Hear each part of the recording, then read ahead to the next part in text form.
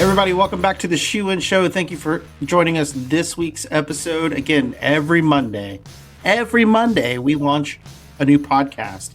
Now, people say, how do you do that? Well, it takes a team, a dream team. I'm excited today because Sandi and I get to co-host this one. It's been a while since Sandi and I got to run a podcast together, so I'm excited about that. Also, super excited about 2026 as we launch out and what's happening this year. And Sandi, one of those brands that has a great legacy, but is also expanding and growing and has a lot of exciting things, continues to ride this comfort wave. Who do we have on the show today? Yeah, thank you, Andy. And Happy New Year to you and all of our listeners. We're excited to kick off this new year with a few different great executives on Shoe In. And today's guest is Justine Suh, who is the president of Dearfoams at RG Barry Brands. We're so excited to have you on, Justine. So welcome. Thank you so much, Andy and Sandi. Happy New Year. And thank you so much for having me on the show. Yeah, we love to kick off these podcasts with asking our guests to share a little bit of their history and their journey into our industry. So we'll start off by asking you, what is your shoe story? Yeah, sure. So I'm currently the president of Dearfoams, and I basically, lead the strategic vision of the brand, product strategy, as well as all of our commercial activity. And prior to this experience, I was running a multi-billion-dollar retail business for Carters, which is, if you have kids, assuming you've had some Carters in your children's wardrobe at one point. Mm-hmm. And I led merchandising as well as market expansion for Han as chief merchandising officer. And then also as global GMM for Deckers brands. And earlier in my career, I was at brands like Tory Burch, Coach, Prada, and Ralph Lauren, where I really built my foundation in merchandising strategies, building a brand, and omni-channel growth. Wow, that's a lot of great experience. You really kind of run the gamut, right? Between big brands and licensed brands and comfort and growing brands. And wow, that's quite the experience. Yeah, I love it. I've kind of woven in and out of, public companies to startups to back to public companies to private equity owned businesses. So it's been, it's been a really great learning journey for me on my path to becoming an executive. That's great. So Dearfoams, you again, like Sandi said, you've worked in kids shoes, you've worked in fashion shoes, you worked in athletic, kind of all the above. Now you're at Dearfoam, and I have 8 pairs of Dearfoam in my closet. I'm sure Sandi has 18. Thank you for your business. Yeah, but we know it's all about comfort. We know you guys are like the number one slipper company around the globe.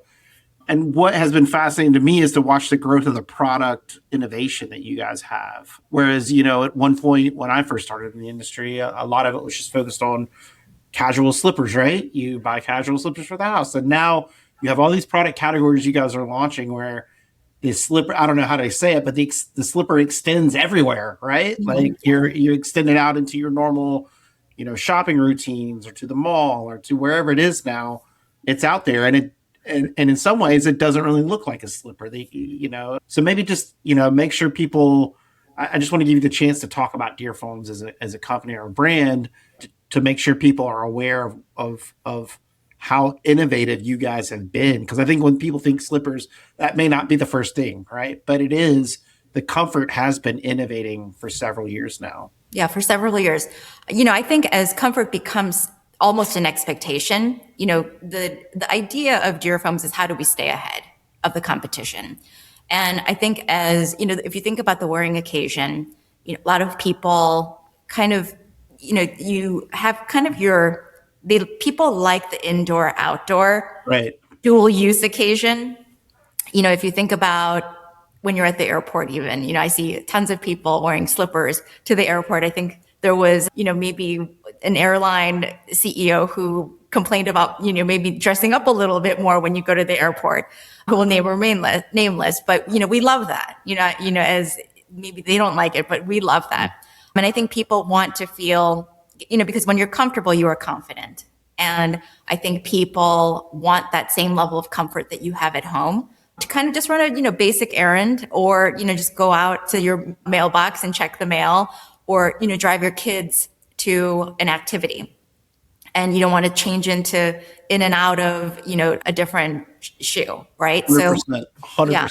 So I think, as people's lives are changing, and I think, COVID, the COVID era really accelerated that lifestyle significantly. We continue to think about ways in which we could bring value to our customers, comfort, their style, and I think, we focus a lot on how do we make this better? How do we make this softer? How do we make this even more cushiony, and how do we enhance our customers' daily lives?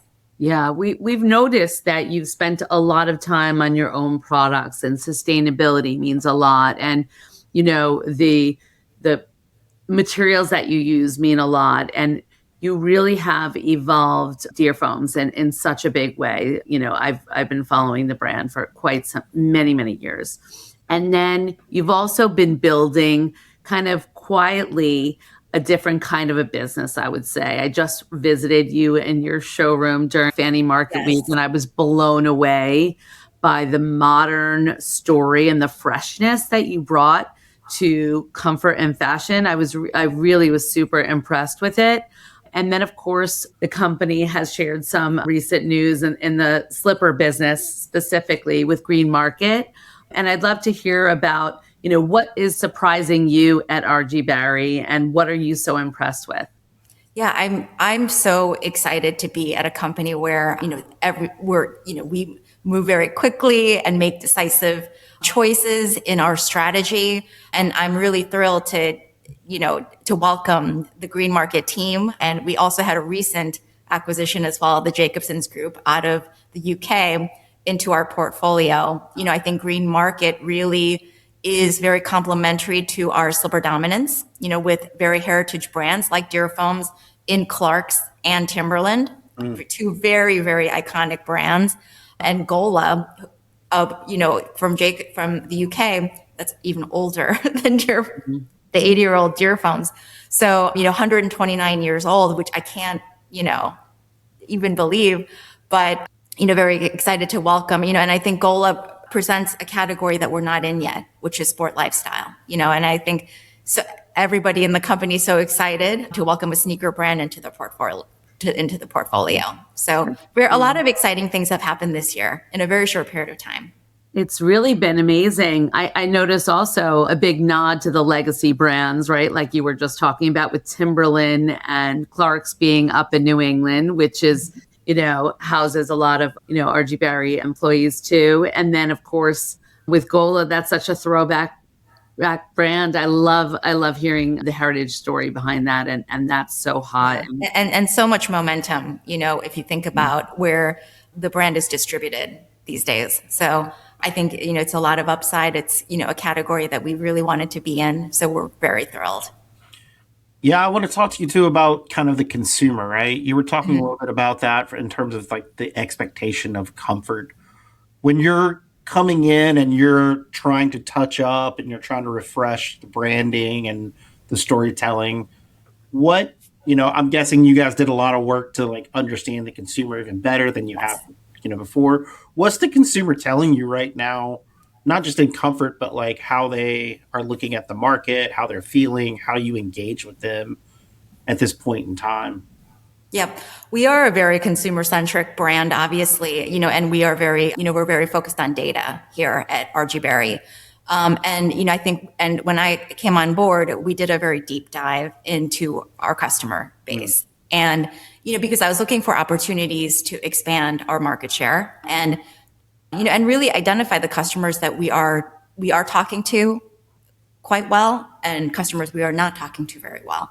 And I think having gone through my first fall season, what I've found, obviously with all the tariff turbulence of last year is, because customers are very selective, and our loyalists really, want to feel like they're part of a great brand, a really fun brand, sense of humor is very important to our customer. Oh, wow, okay. And so, yeah, which is music to my ears. I was like, oh, great. Okay.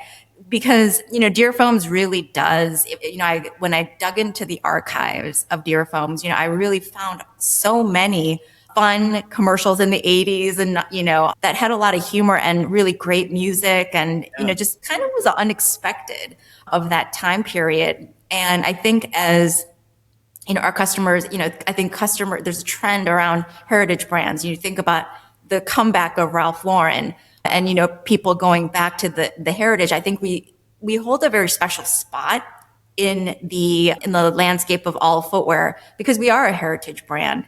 And, I think we were a kind of a fun brand. And if you think about when you wear slippers, it is kind of in early morning, when you just wake up, and you have your first cup of coffee. And then at the end of your day, when you close the door, your day's done and you kind of breathe a sigh of relief and you can just kind of be yourself. And, I do believe that we need to be a fun brand and have a sense of humor, not take ourselves too seriously. And so when we spent some time, thinking about what the campaign and the new brand refresh would be, we engaged our marketing partners to ensure that, we were telling that story by having, just some fun photography, some fun music and those, kind of iconic family moments, that are not always picture perfect, but very real. So that's kind of what we focused on this year. And I think that's kind of what our customers at least want from our brand, which is to kind of identify with that feeling, that the moment that you look forward to, That's great. I think that you touched on something really interesting about having more fun with footwear. And I've noticed that with some of the customization and the collabs and the whimsical charms and the fun colorways that people are kind of looking at footwear as being a little bit more expressive instead of just being so functional, right? So with their sneakers and their slippers and whatnot. So I really like where you're going with that. And the fact that, people, older, like the older generation, they're wearing the same thing as people, the toddlers are wearing, like it doesn't matter really so much about age or where you are in your life. It's just about, how to express yourself with footwear. Yeah. I think as people are more selective about their discretionary spend, people want what people want from a brand is, I think people are still very focused on health and wellness and, kind of everyday comforts, but I think they won't spend the money if, you don't really, there's not a strong curation of product or, a great brand and storytelling about the product, so I think it's kind of the art and science of, what we do, which is kind of putting all of those data points, consumer trends, and the storytelling all together to make a compelling case for Dearfoams. Yeah. Let me ask you about that. Cause I mean, it's such a weird moment in time where Yes. we're like, how many different product types and styles do we need, right? Should we go really big? Should we go really narrow? And everybody's all over the board. How important is it for you guys, for your partners to have conversations about what they're seeing in the market and how you react and do that curation of something that matters to the consumer? Sure. I think focus is really important right now, and making each product very special, but I don't think, like I'm always about focus. And, I think strategy is very much about what you choose not to do as much as what you decide to pursue. So, we've spent a lot of time talking about, okay, how do we segment this a little bit tighter? How do we get more focused? Because you can't spray your messaging just to fit, a lot of different stories. You have to have a North Star, and I very much have been, speaking with my team on a kind of a very pointed, pointed messaging, focus in the product to capture the customer's attention because there's just not enough money to go around, to marketing dollars to, try to cover everybody. So, we've been very focused and, and I think as, social media continues to fragment, I think it's still, very critical part of the customer journey, but it's becoming increasingly complex, as I'm sure you guys know. So, I think, we have to make sure that we're targeting very specifically to capture the attention of customers. That's interesting. I'm curious about your take on what 2026 or even 2027, where the opportunity is for Dearfoams. I mean, is there an area or a specific group of individuals that you feel like you haven't really like scratched the surface with yet? And how are you kind of leaning into that group? Yeah. So, we have a very loyal, what I call the OG customer who've grown up with Dearfoams, who we love, but our men's business has also been on fire. Typically, we are a very heavy, female loved brand, but, we've been growing very quickly in men's as well. And so for me, and I think the aging down of our customer as well. So we have been speaking with the Gen Z crowd, the Gen Z, millennial crowd more than ever. And, I'm very excited because we've grown our audience about 80% this year, our audience base. So total. So really excited about, all the activations that we did. We did a collaboration with a Gen Z acquired style, influencer acquired style, Bridget and Danielle Filong. We had some, people in our gift squad, in the Dearfoams gift squad that were multi-generational. So we do talk to a multi-generational customer, but, there are definitely new customer bases that I'm exploring with the marketing team. That's awesome. I was recently on a college campus, and the casualization of the college student is pretty amazing. Like, they take it to the next level, and I can imagine, that's like a target-rich environment. And perfect for our product category. Yeah, exactly. Well, it sounds like you're bullish on 26, 27. Like, I mean, the good thing about being in footwear is people are typically optimists. So hopefully they are. What, you at the start of this, and kind of bringing it all the way back around, you've been in so many different jobs and so many different companies. We always want people who listen to the Shoe In podcast are global audience. Some people have been in the business for 50 years. Some are trying to break into it. So from your perspective, if someone's trying to get into the industry or is just getting in over the last couple of years and is still new to footwear, do you have advice for folks to be successful in the footwear industry? Yeah, I think say yes to more things, that are asked of you, because that's just only going to expand your scope. I think it's funny because as you get more senior, you start to say no more. But I think, when I was, starting out, I said yes to every opportunity. Hey, do you want to do this? Do you want to write this strategy deck? Yes, I do. Do you want to go on this trip? To go visit a store or a country or, whatnot. Yes, I do. So I think saying yes and just being curious, and even if it's not in your scope, you always learn something new. And I don't think I would have gotten the opportunities that I've gotten in my career had I kind of been like, nah, that's not for me. That's not really my career path. So I'm going to say no. It just kind of staying open and, because you never know what that next yes is going to lead to. Oh, I love that. Andy, and I love that because we talk a lot about the fact that sometimes it's tricky when you're asking people outside of your team or you're, extending a question to a partner or someone like, can you do this? And you're waiting kind of hopefully thinking, I hope they like branch out a little bit and will take on, a responsibility maybe that isn't specifically, in their category or something like that. And you're so right. That's how you learn new things.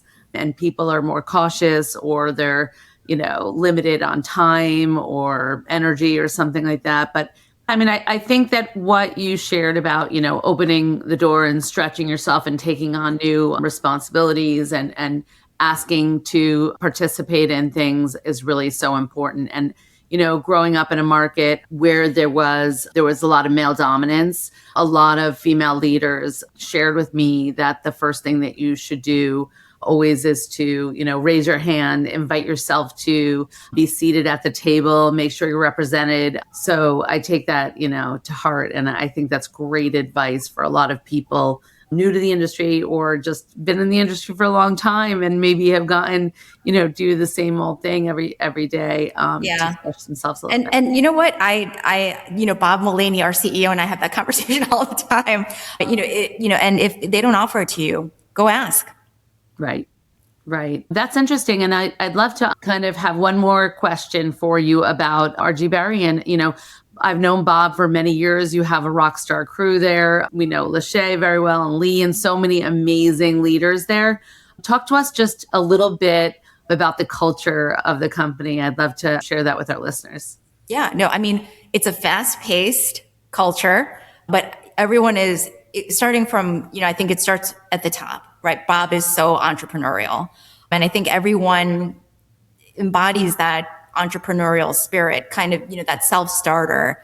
It's an environment that I really love because I think so many things are possible, right? You have a great idea. Okay, let's go do it. That's the kind of, let's get a plan. Let's see how much this is going to cost us. And then let's go do it and see how we can connect the dots to make it happen. And I think, we have a lot of fun here. It's a lot of hard work and, we work very long hours, but at the same time, we, I think care about everybody's success. We're invested in each other's success. And I would say it's a very kind of, there are a lot of, ex-athletes on the team, including myself. So I think we kind of have that team spirit, at least on my team. So I really enjoy that a lot. Yeah. Well, we appreciate the engagement you guys have with the industry. The many years Bob and other executives from RG Barry have been involved with our board to help guide the industry, set market weeks. They've been involved with the Footwear Innovation Foundation, just a number of great organizations. So there's a lot of give back to the industry, which is great. You have a new showroom. It behooves us to make sure that people know where the showroom is or what the address is so they can stop by at Fanny Market Week. Yes, it's 840 West 40th Street. So please come visit us. We're in Bryant Park, right across the street from the library. It's a beautiful location. Mm-hmm. So hope to see all of you guys back here soon. That's awesome. Justine, thanks for joining us today and sharing a little bit about your career and your path and what's happening with Dearfoam. Well, it was my pleasure to tell you all about our brand, and thank you for having me on the show. This was fun. Awesome. Thank you very much. And folks, thanks for listening. Every Monday, a new episode comes out. If you go to shoeandshow.com, it's got our full catalog there. We've got some really great stuff that's going to be launching in 26. These conversations are so important. I think not just because we're talking about product, but we're talking about process and culture and leadership and all those things that I think everybody, all of us, can take something away from. And I think Justine's given us a lot today to chew on and think about it and go forth with. And that's really what this podcast is all about. It's about iron sharpening iron to help the industry grow even stronger. And we appreciate you coming on the journey with us every week. Make sure you subscribe. We're on Apple Podcasts, Spotify, or you can just go to the website every single week and grab that episode. I used to say, when you're on the drive into the office, but people are all over the place now. Some are from home, some are driving in. But let's just say this, every Monday morning when this drops, you can put on your Dearfoams slippers and give us a listen. And we appreciate it both on from Justine's side and from our side. So until next time, Shoe-In is out. Shoe-In has been brought to you by the FDRA, the Footwear Industries Association focused on retail, trade, politics, and fashion, helping create and enhance conversations on all things footwear. For information about FDRA, visit fdra.org.